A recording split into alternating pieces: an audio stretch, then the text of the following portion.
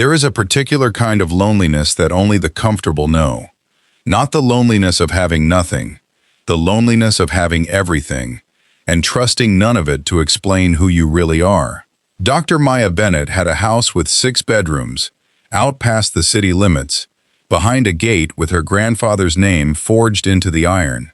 Most nights, she didn't sleep there at all. On the nights she did, she slept in the smallest room, the one that used to belong to the housekeeper, because the master suite felt like sleeping inside someone else's life.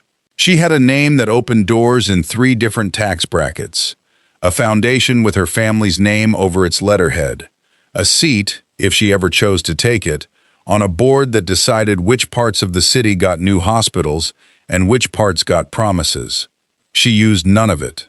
Not once, in 8 years, at the hospital where she worked 80-hour weeks and let her co-workers believe she rented a walk-up 11 minutes away and drove a car with 140,000 miles on it, because she did. That part, at least, was true. This is the story of what happened when a man named Liam Carter refused to let her keep hiding. Not because he uncovered a secret, because he saw her before she ever felt the need to have one. This is when love finally arrives. Before we go further, if you've ever built a quiet life just to protect a broken piece of yourself, you already know exactly how this feels. Make sure you're subscribed to the Unspoken chapter, because by the end of this one, you'll understand why the truth almost cost her everything she'd finally found. Let's begin. Maya was 7 years old the first time she understood that her family's name meant something to other people that it didn't mean to her. It was a birthday party, a friend from school, a modest brick house 2 streets over from her own considerably less modest one. The friend's mother had shaken Maya's small hand a beat too long, crouched down to her eye level, and asked whether it was true that her family was building the new wing at the hospital downtown. Maya hadn't known what a wing was. She'd gone home and asked her father, who'd sighed in a way that told her, even at 7, that the answer came with a cost attached. Her father, Charles Bennett, ran the family's real estate and hospitality holdings the way some men run a small country, carefully, formally, and with a permanent awareness that everyone around him wanted something. Her mother, Renata, had grown up with less and never fully trusted more, which was perhaps why she'd raised both her daughters to distrust it too. Maya's grandfather, Eugene, had built the whole of it from a single dry cleaning business in the 1960s into something that now had his name on buildings he'd never personally set foot in. He died when Maya was 12, and the last thing he ever said to her, from a hospital bed in a wing that did in fact bear his own name, was this: "Baby girl, money will show you exactly who somebody is. Most folks just don't want to know that badly." She carried that sentence for the rest of her life without fully understanding it, until she was 26 years old and Marcus Reyes taught her exactly what her grandfather had meant. Marcus was charming in the specific way that charming men learn to be when they've decided charm is a tool rather than a personality. He was a name in venture capital, moved in the same circles as her father's associates, and courted Maya for 2 years with a patience she mistook for depth. He proposed on a Tuesday in October, at a restaurant with a view of the whole glittering city, on one knee, in front of people who applauded like they'd been paid to. By December, her younger sister Deja, always the more suspicious of the two of them, always the one who read contracts before signing anything, even friendships, had found the emails. 18 months of them. Marcus, quietly cultivating her father's business partners the entire time he'd been cultivating Maya, treating the relationship the way you'd treat a long and patient investment. There was no single damning line. There didn't need to be.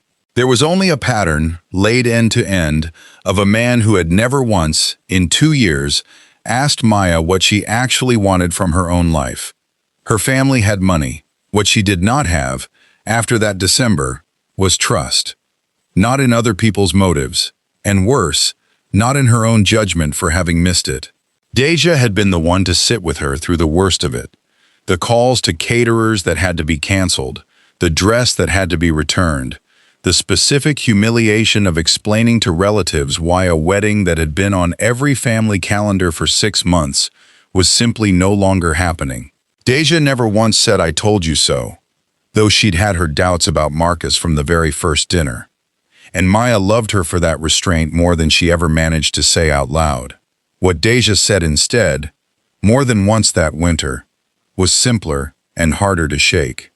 "You're going to want to disappear for a while. Just don't let disappearing become the whole plan." Maya heard the warning. She did not at the time fully understand it. It would take her 6 more years and a carpenter with sawdust on his forearms to learn what her sister had already seen coming. So Maya built something smaller, and she built it carefully. A 1-bedroom apartment, unremarkable, 11 minutes from whichever hospital she was training at. A car she chose specifically because it looked like exactly what it was: reliable, unglamorous, easy to forget. A version of herself that carried nothing anyone could want, so that anything anyone gave her afterward would have to be real. It worked, mostly. Nobody at work asked about her family. Nobody on her block knew her last name meant anything beyond what was printed on her mailbox. It worked so well, in fact, that Maya sometimes forgot which version of her life was the disguise and which one was true. It was, she would admit only to herself, late at night, in that too large empty house, its own kind of prison, just one with considerably better lighting. At Ebenezer Medical Center, Maya was simply Dr. Bennett, the attending physician who stayed 40 minutes past the end of every shift because some patient's daughter needed the scan results explained twice, slowly, without the jargon that made frightened people feel stupid on top of frightened. She kept protein bars in the left pocket of her white coat, not for herself, but for the patients who came in on empty stomachs because they'd chosen between breakfast and a copay. She remembered birthdays. She remembered which of her long-term patients liked to be called by their first name and which ones would never forgive her if she tried. There was a man named Otis in room 412 who she visited on her lunch break for 3 straight weeks, not because his case was interesting, but because his family lived out of state and nobody else was coming. Her co-workers considered her, by every account, unusually and almost inconveniently kind. A resident once asked her, half joking, how she managed to care that much about people who'd never remember her name once they were discharged. Maya had said, without missing a beat, "That's exactly why it has to be real. Because it's the only version of caring nobody's paying me to perform." There was another patient that year, a young mother named Kiara, who came in twice a month with a daughter whose asthma kept landing them both in the emergency department at 2 in the morning. Maya started slipping her own cell number onto a card the second time she treated them, something technically against hospital policy, and told her to call before it became an emergency instead of after. Kiara called exactly twice over the following year, both times early enough that a trip to the ER wasn't necessary at all. Neither of them ever discussed the fact that Maya had broken a rule to make that possible. It simply became, quietly, the kind of thing Maya did, the way some doctors specialized in surgery, and Maya, without ever naming it as a specialty, had specialized in making sure the people she treated never once felt like a chart number. Nobody at Ebenezer knew that 3 or 4 nights a month, after a shift like that, she drove 25 minutes past the city limits to a quiet house behind a gate and sat alone at a marble kitchen island built to seat 12, eating whatever was left in the refrigerator straight out of the container, in the same scrubs she'd worn on shift, because there was no one there to change in front of. On her one guaranteed free Saturday a month, she drove the other direction entirely, to Our Lady of Hope, a community clinic wedged into a strip mall between a laundromat and a shuttered nail salon, with a sign out front that had been missing its second letter O for as long as anyone could remember. Nobody at Our Lady of Hope checked credentials the way Ebenezer did. They checked one thing only, whether you actually showed up on the Saturdays you said you would. That was where, on an unremarkable Saturday in March, she met Liam. He was on his knees in the clinic's supply closet, wrestling with a cabinet hinge that had already defeated 2 other volunteers that month. Sleeves rolled to the elbow, sawdust across his forearms, entirely unbothered by the fact that he'd been at it for 40 minutes. "You're the doctor who actually reads the file before she walks in the room," he said, without looking up. "Miss Odette told me, said you're the first one in 2 years who remembered she used to teach piano." Maya laughed. "A real one. The unguarded kind she didn't perform for anyone. That's not a very high bar." "No," Liam agreed, finally glancing up at her. "It isn't, which is exactly why it matters that you cleared it." His name was Liam Carter. He was a carpenter by trade, ran a small contracting business with his father's old tools and his father's old customers, and had been coming to Our Lady of Hope on Saturdays for going on 3 years, fixing whatever the clinic couldn't afford to pay someone else to fix. His mother had died when he was 9. His father had raised him alone, in a house with more character than square footage, on the belief that a man's character was the only currency that would still be worth anything by the time he was old enough to need it. He asked Maya nothing about her apartment, her family, or her last name beyond what was stitched in cursive on her coat. He asked what she thought about the new zoning proposal 3 blocks over. He asked why she'd gone into medicine in the first place, and when she told him, carefully, leaving certain names and certain zip codes out of it, about watching her grandmother spend her final months in a hospital where the doctors were kind, but stretched too thin to really see anyone, he didn't offer her sympathy. He asked what her grandmother's hands had looked like. "Her hands?" Maya repeated. "Hands tell you the truth about somebody's whole life," Liam said, turning the hinge over in his own. "Whether they worked, whether somebody held them enough, whether they were loved gently or loved carelessly. Faces lie all the time. Hands don't know how." Nobody had ever asked Maya about hands before. She found herself, without quite deciding to, wanting to keep talking to this man for far longer than a broken cabinet hinge required. What began as one conversation became, without either of them naming it, an appointment neither of them ever wrote down. Some Saturdays they fixed things that didn't strictly need fixing. A wobbling exam table, a door that stuck in humid weather, a waiting room bench Liam rebuilt from scratch, simply because the old one had splinters, and half the clinic's patients were children. Other Saturdays they argued, gently and at length, about whether gospel or jazz made better Sunday morning music, whether the new grocery store 3 blocks over counted as progress or erasure, whether it was possible to genuinely love a city that made loving it this difficult. Liam brought Maya coffee from the gas station on the corner, in a paper cup, because he'd noticed on the second Saturday that she drank hers black and never complained about the quality. Maya, in turn, began quietly diagnosing the clinic's older patients on site, out of habit, and would mention it to Liam afterward. "Ms. Odette's ankles are more swollen than last month. Someone should check her sodium." And he would make sure someone did, because he'd learned, faster than most people ever did, that Maya's noticing was a form of love long before either of them called it that. She taught him to read an EKG well enough to know the difference between something that could wait until Monday and something that couldn't. He taught her to properly hang a shelf, to sand with the grain instead of against it, to understand that most things that looked broken beyond repair only needed someone patient enough to take them apart correctly. She told him true things, that she'd once, as a girl, wanted to be a pianist, before medicine made a more urgent claim on her, that she was afraid, in a way she rarely said out loud, of being loved for reasons that had nothing to do with who she actually was. She left out which reasons. She left out how large, in dollar terms, those reasons could get. It wasn't quite a lie.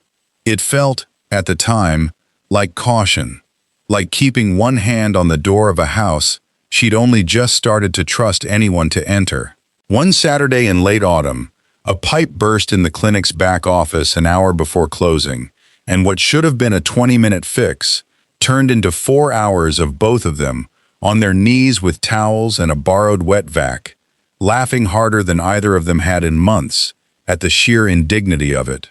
Afterward, soaked to the elbow and smelling faintly of clinic disinfectant, Liam drove them both to an all-night diner 2 exits down, and they sat in a vinyl booth at 11 at night eating pancakes neither of them had any business ordering that late, and Maya realized, somewhere between the second cup of coffee and the check, that she had not thought about the house behind the gate even once all evening.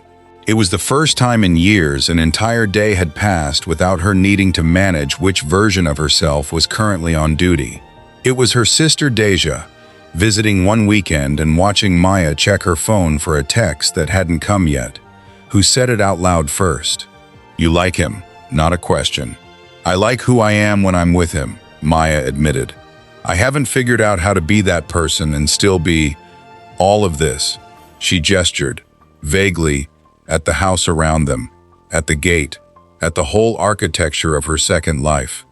Deja's answer was gentler than Maya expected, and it stayed with her far longer than she wanted it to. At some point, Maya, the hiding stops being about protecting the relationship. It starts being the thing that ends it. You get to pick which one, but you don't get to pick both. Liam was not an unobservant man, and the longer he knew Maya, the more the small inconsistencies in her began to gather into a shape he couldn't quite name. He noticed that she flinched, almost imperceptibly, whenever a patient's family member mentioned money, a mortgage, a missed paycheck, the cost of a medication, as though the subject itself carried a static charge.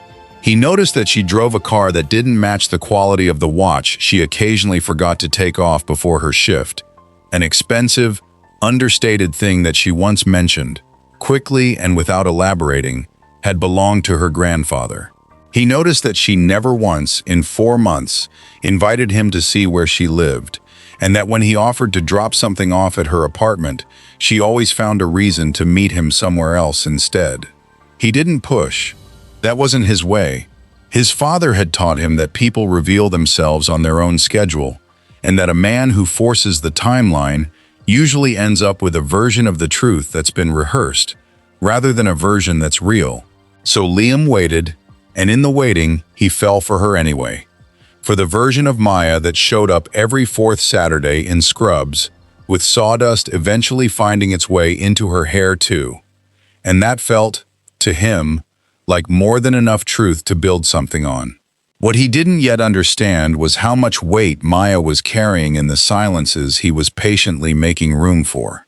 Once a year, the Bennett Foundation held its annual gala, a glittering, catered, photographed evening that Maya could not skip without her mother's disappointment following her around for a month afterward, like a persistent houseguest.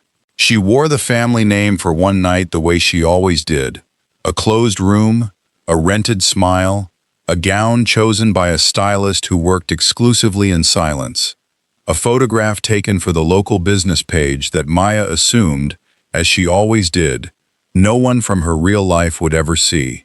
Her mother Renata stood beside her in the photograph, elegant and watchful, murmuring under her breath about which board members needed to be thanked and which ones needed to be managed.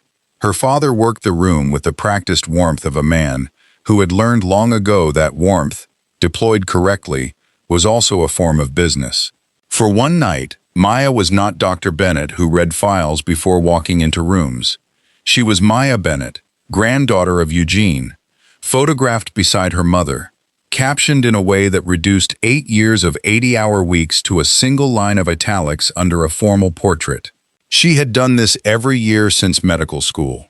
Every year it had cost her nothing, because every year the two halves of her life had stayed exactly where she'd put them, sealed off from each other, like rooms in a house, with the doors permanently shut. Renata caught her alone near the bar for a moment, away from the receiving line, and studied her daughter's face with the particular attention of a woman who had been reading rooms since before Maya was born. "You've been different this year," she said, lighter. "I don't ask who, because I know you'll tell me when you're ready. I only hope, whoever he is, that you've actually told him who he's falling for." Maya had smiled and changed the subject. the way she'd changed the subject on this exact topic for 6 years running, and told herself, as she always did, that there would be time to fix that particular omission later, on her own schedule, when it was safer. This year, one door didn't hold. It happened the way these things almost always do. Not through some grand unmasking, but through the smallest, most ordinary coincidence imaginable. Liam's cousin Renard worked the front desk at a downtown hotel, and on the Monday after the gala, he happened to glance over a coworker's shoulder at the local business page, open on a monitor at the concierge station.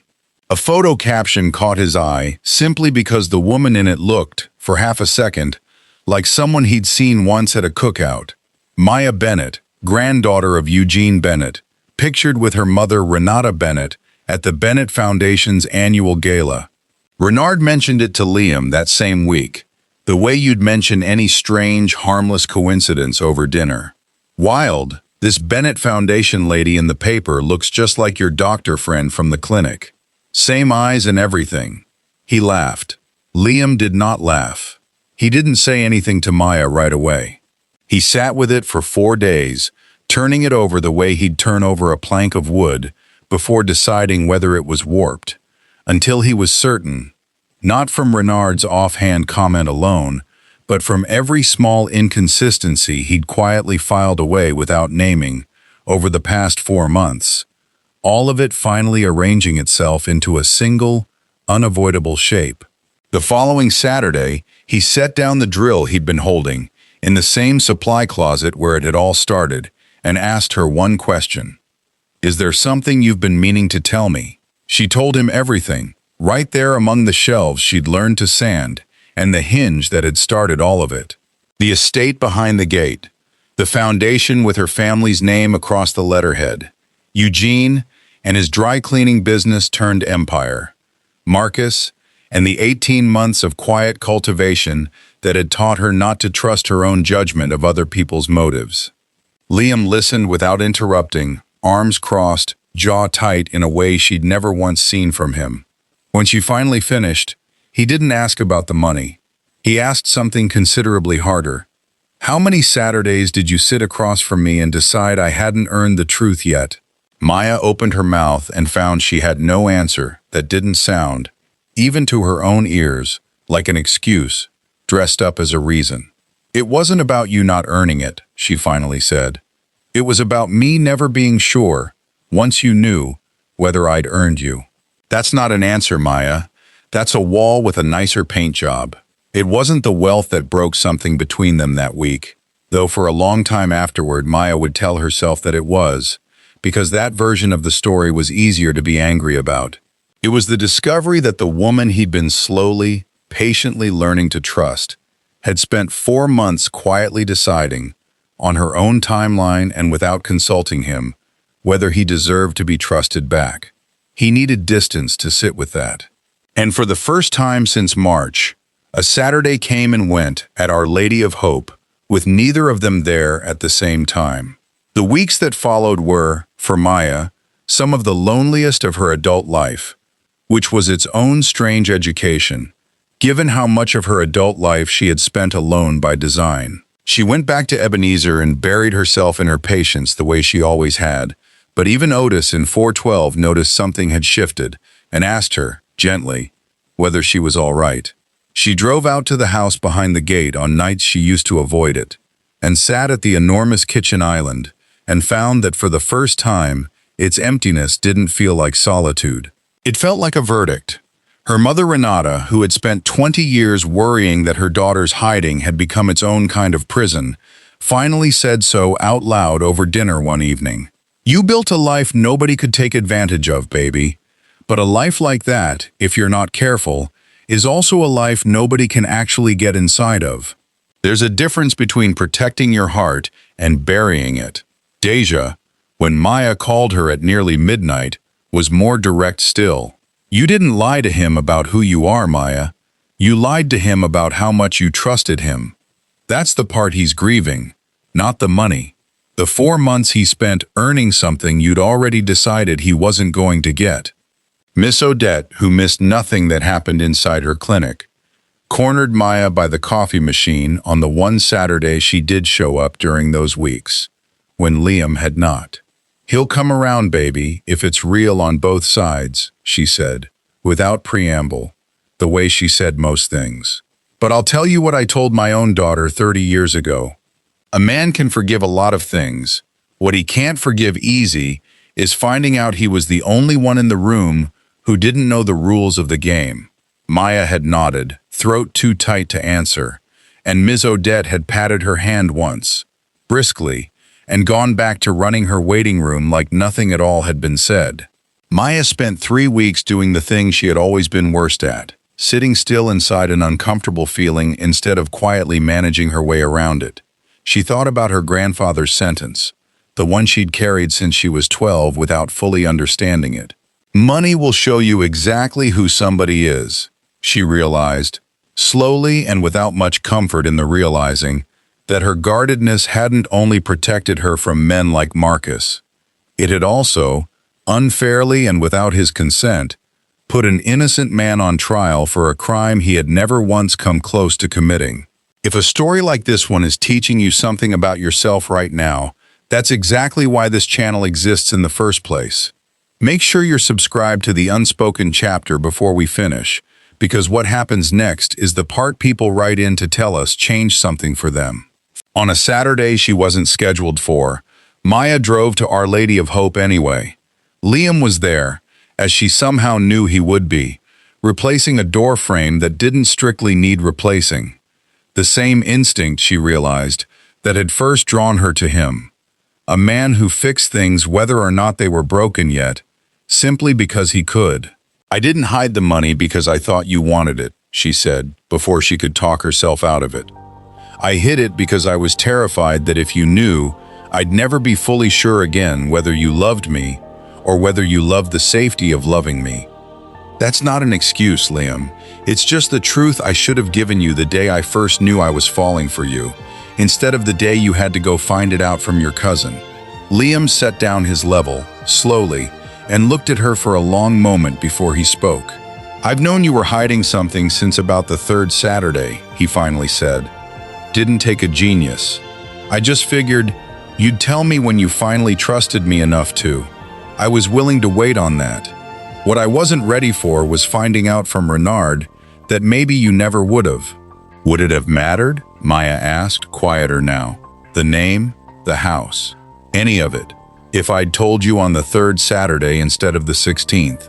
I fell for a woman who remembers her patient's hands, Maya, who drives a car with 140,000 miles on it because she likes it, not because she has to. Who taught me an EKG on a Tuesday because she thought it might save somebody's life someday, and was right about that within the month.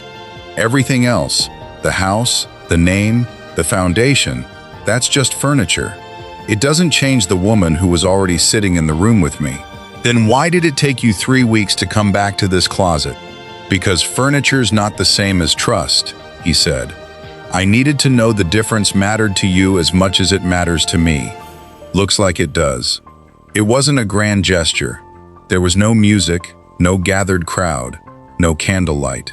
Just two people standing in a supply closet with a door that had, at last, been properly and permanently fixed. The same door Liam had repaired the week they first met. Still holding, the way the truest things usually do once somebody finally takes the time to do the work correctly. Maya didn't give away her name, and she didn't abandon the modest life that had taught her, over 8 quiet years, who she actually wanted to be. She integrated the two instead, carefully, the way Liam had once shown her how to join 2 mismatched pieces of wood so the seam barely showed.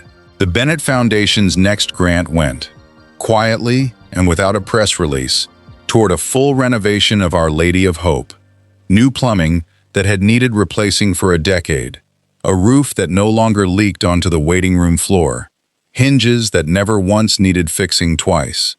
Liam ran the renovation himself and hired 2 young men from the neighborhood to apprentice under him while he did it. Nobody who walked through those clinic doors ever needed to know exactly why the funding had finally, after all those years, come through. They only needed to know that it had. Maya still worked her 80-hour weeks. She still kept protein bars in her coat pocket, still remembered her patients' birthdays, still visited the ones with no family in town on her lunch break. But she stopped needing anyone to believe she had nothing, in order to trust that what they felt for her was real. She sold the too large house behind the gate. It had never once felt like hers anyway, and bought something smaller with Liam, a house with good bones and a kitchen just large enough for two people to actually stand in together. She wears color now, without apologizing for it. She tells people her last name without flinching, and on the Saturdays she isn't at the hospital, she is almost always at Our Lady of Hope, in a supply closet that no longer needs fixing, simply because that particular room, more than any other she has ever stood in, finally feels like the truth. 2 years later, Liam asked her to marry him in that same supply closet, no ring box, no crowd, just a plain gold band he'd made time between jobs to have engraved with 3 words, neither of them ever repeated publicly. Maya said yes before he'd finished the sentence. And when Ms. Odette found out, she informed the entire waiting room that she'd known it was coming since the very first Saturday. And for once, nobody in the building bothered to argue with her, because she wasn't wrong. 1. The people who deserve you will ask about your hands before they ever ask about your name. 2. Anonymity can be armor for a while. Worn too long, it stops protecting you and starts isolating you from the very love you built it to find. 3. What breaks trust is rarely the secret itself. It's discovering you were never given the chance to prove you were safe enough to be told it. 4. Integration, not concealment, is what real security actually looks like. Being fully yourself in every room you walk into, not just the ones you've deemed safe. 5. Love was never asking you to prove you have nothing to offer. It was only ever asking you to believe you are wanted for exactly what you already are. If this story found you at the right moment tonight, you already know what to do next. Like it. Send it to someone who's still hiding a piece of themselves from the person who loves them. And make sure you're subscribed to the Unspoken chapter so you don't miss what's waiting in the next one. I'll see you on the next chapter.